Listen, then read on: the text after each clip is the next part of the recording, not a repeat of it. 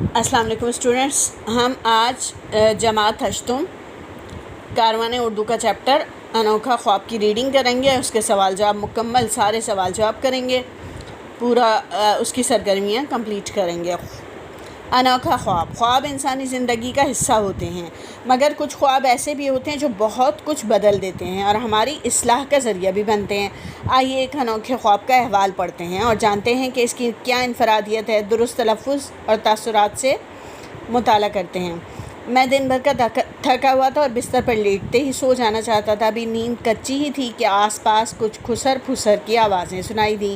کچھ توجہ دی تو اندازہ ہوا کہ یہ گفتگو میرے جسمانی اعضاء کے درمیان ہو رہی ہے۔ ہاتھ، پاؤں، آنکھیں اور کان سب اپنی اپنی بات کہہ رہے ہیں۔ ان سب کے بیچوں بیچ پیٹ میاں بھی موجود ہیں۔ ہاتھ ناچ ناچ کر سب سے کہہ رہا تھا، دیکھو ساتھیوں، میں تو اس لڑکے سے بے حد عاجز آ چکا ہوں۔ اللہ تعالیٰ نے مجھے اس کے بس میں کر دیا ہے، تو اسے چاہیے نا کہ مجھ سے نیک کام لے، صدقہ و خیرات کرے، مگر یہ تو الٹا مجھے لوگوں کو نقصان پہنچانے کے لیے استعمال کرتا ہے۔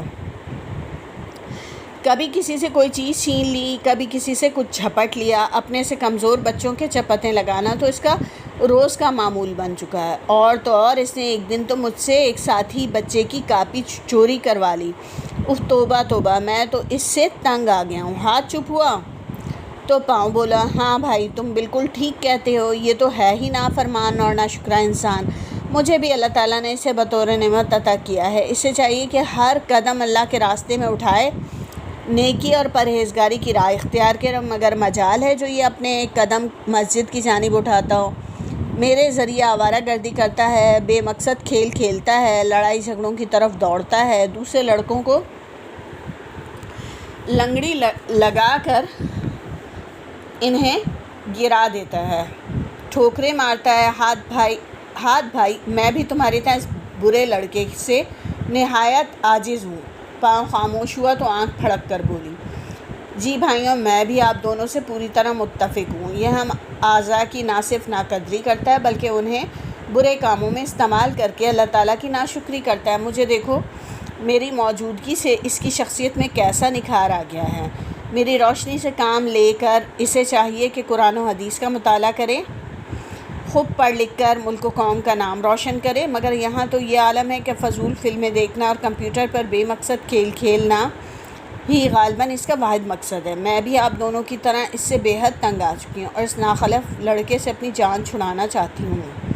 ناخلف نالائق کو کہتے ہیں۔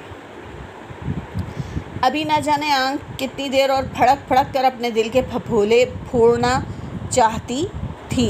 دل کے پھپھولے پھوڑنے کا مطلب ہوتا ہے برا بلا کہہ کر دل کا غصہ نکالنا، کہ کان اپنی دہائی دینے لگا۔ ساتھیوں، میرا حال بھی تم سے الگ نہیں، میں بھی اس لڑکے سے جان چھڑانا چاہتا ہوں۔ میرے ذریعے سے بے ہنگم گانے سننا پسند ہے۔ بے ہنگم یعنی غیر موزوں، بے ڈول گالیاں، غیبت اور بہت سی بری باتیں سن کر یہ خوش ہوتا ہے۔ بھلا کیا اسی مقصد کے لیے اللہ تعالیٰ نے مجھے اسے عطا کیا تھا؟ ابھی کان نے یہ سوال کیا، یہ تھا کہ پیٹ میاں اف اللہ کر کے بولے، بھائیو میں بھی اس لڑکے سے بہت تنگ آ چکا ہوں، ہر وقت مجھے انگاروں سے بھرتا رہتا ہے۔ میرا مطلب ہے کہ حرام حلال کی کچھ پرواہ ہی نہیں کرتا، کبھی چوری کی کوئی چیز کھا لی تو کبھی کسی سے کوئی چیز چھین جھپٹ کر کھا لی۔ اسے ذرا خوف خدا نہیں ہے۔ مجھے تو اب اس کا کہا نہیں مانا جاتا، مجھ سے تو اب اس کا کہا نہیں مانا جاتا، مگر کیا کروں، اکیلا ہوں اور اکیلا چنا بھاڑ کو کیسے پھوڑ سکتا ہوں؟ اکیلا چنا بھاڑ کو پھوڑنا کا مطلب ہوتا ہے کہ تنہا کسی برے کام کو یا بڑے کام کو کرنا، برے کام کو ختم کرنا یا بڑے کام کو کرنا۔ پیٹ میں اپنا بوجھ ہلکا کر کے خاموش ہوئے تو دل و دماغ نے بھی اس طرح کی باتیں کی، پھر جسم کا رواں یہی رونا رونے لگا۔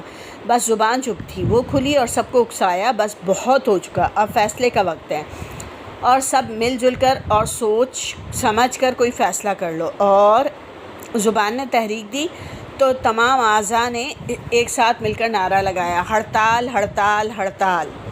ہماری بحالی کا ایک ہی مطالبہ ہے، ہم سے وہی کام لو جس کے لیے مالک نے ہمیں بخشا ہے۔ یہ نعرہ کیا گونجا، ہر طرف سناٹا چھا گیا اور ساتھ ہی میری نگاہوں کے سامنے اندھیرا ہی اندھیرا پھیل گیا۔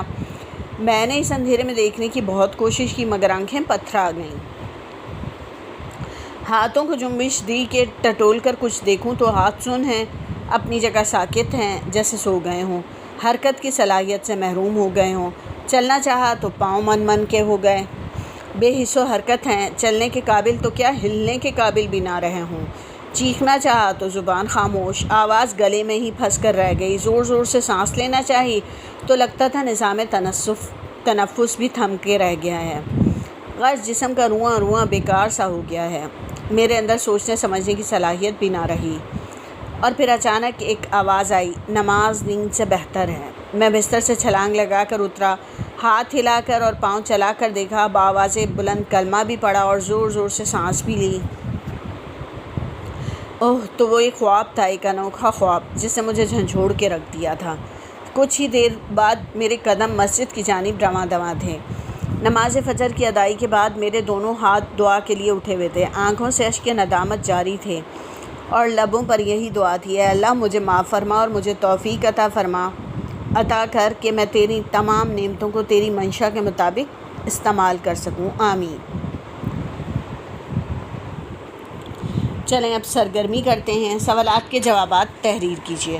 اس خواب کی سب سے منفرد اور انوکھی بات کیا تھی؟ تو مجھے اس خواب کی سب سے منفرد اور انوکھی بات یہ لگی کہ اس میں اعضاء کا بولنا دکھایا گیا، جو کہ حقیقت میں ممکن نہیں ہے، لیکن ایک حقیقت یہ ہے کہ ان اعضاء کو قیامت کے روز اختیار دیا جائے گا۔ اس لیے ایک طرح سے اس خواب میں ہمیں جھنجھوڑا گیا ہے اس خواب کے ذریعے۔ اگر اس خواب میں دل، دماغ اور زبان بھی اپنا احوال بیان کرتے تو کیسے کرتے؟ تحریر کیجیے۔ اگر اس خواب میں دل، دماغ اپنا احوال بیان کرتے تو وہ کہتے کہ یہ شخص کسی مثبت سوچ کو میرے اندر آنے ہی نہیں دیتا، صرف اور صرف منفی سوچیں لاتا ہے، کسی کا معاملہ بگاڑنے کی، کسی کو نقصان پہنچانے کی، کسی کو دکھ دینے کی، حقوق کی ادائیگی کے بارے میں سوچتا بھی نہیں ہے۔ اور زبان یہ حال بیان کرتی ہے کہ اس زبان سے یہ گالی گلوچ کرتا ہے، لوگوں کو نقصان پہنچاتا ہے، طنز کرتا ہے، طعنے دیتا ہے اور اللہ کا ذکر نہیں کرتا۔ اس تحریر کا کوئی اور موضوع عنوان تجویز کیجیے۔ تو اصلاحی خواب بھی کہہ سکتے ہیں ہم اسے۔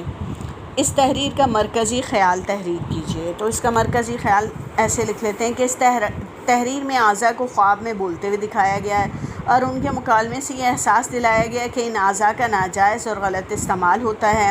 اللہ تعالیٰ نے جن کاموں کے لیے ہمیں یہ اعضاء عطا کیے ہیں، ہمیں ان نعمتوں کو درست استعمال کرنا چاہیے اور اللہ کا شکر گزار ہونا چاہیے۔ سبق سے 4 محاورات تلاش کر کے انہیں جملوں میں استعمال کیجیے۔ تو ایک محاورہ اس میں آیا تھا، اکیلا چنا بھاڑ نہیں پھوڑ سکتا۔ اس کا مطلب یہ تھا کہ تنہا آدمی بڑا کام انجام نہیں دے سکتا۔ تو ہم ایسے بنا سکتے ہیں، فہیم ایماندار کلرک تھا لیکن کیا کرتا، اکیلا چنا بھاڑ نہیں پھوڑ سکتا تھا، ادارے کی حالت بہتر نہیں کر سکتا تھا۔ دل کے پھپھوڑے پھوڑنا، اس کے معنی ہوتے ہیں برا بھلا کہہ کر غصہ نکالنا۔ ارسلان سے غلطی سے کپ کیا گر گیا تو آپی نے اسے مارا اور دل کے پھپھوڑے بھی پھوڑنا شروع کر دیے۔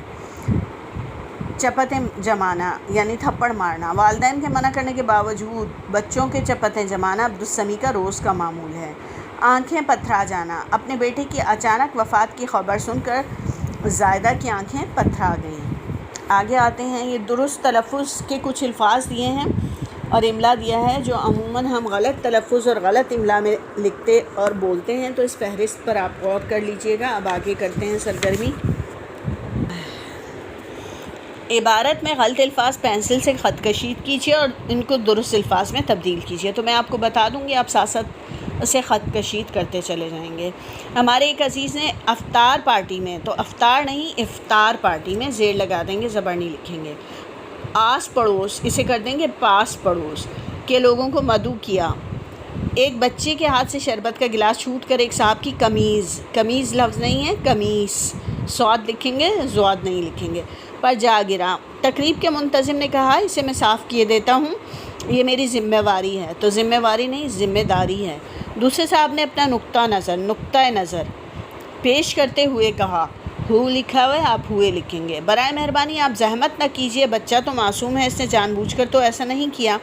اس لیے ناراضگی کی کوئی بات نہیں، تو ناراضگی نہیں ہے، ناراضی کی کوئی بات نہیں، میں خود ہی سے صاف کر لیتا ہوں۔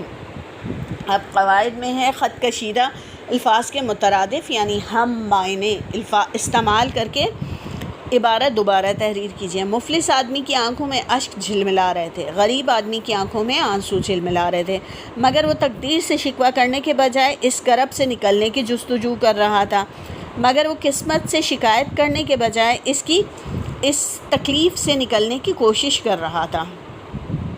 اگرچہ وہ لاغر اور غمگین تھا، اگرچہ وہ کمزور اور اداس تھا، مگر اسے اللہ تعالیٰ پر بھروسہ تھا، مگر اسے اللہ تعالیٰ پر یقین تھا کہ پت جھڑ کا یہ موسم جلد بدل جائے گا، کہ خزاں کا یہ موسم جلد بدل جائے گا، اور وہ جلد کامران زندگی بسر کرے گا، اور وہ جلد خوشیوں سے بھری زندگی یا پھر آپ کہہ سکتے ہیں کامیاب زندگی بسر کرے گا۔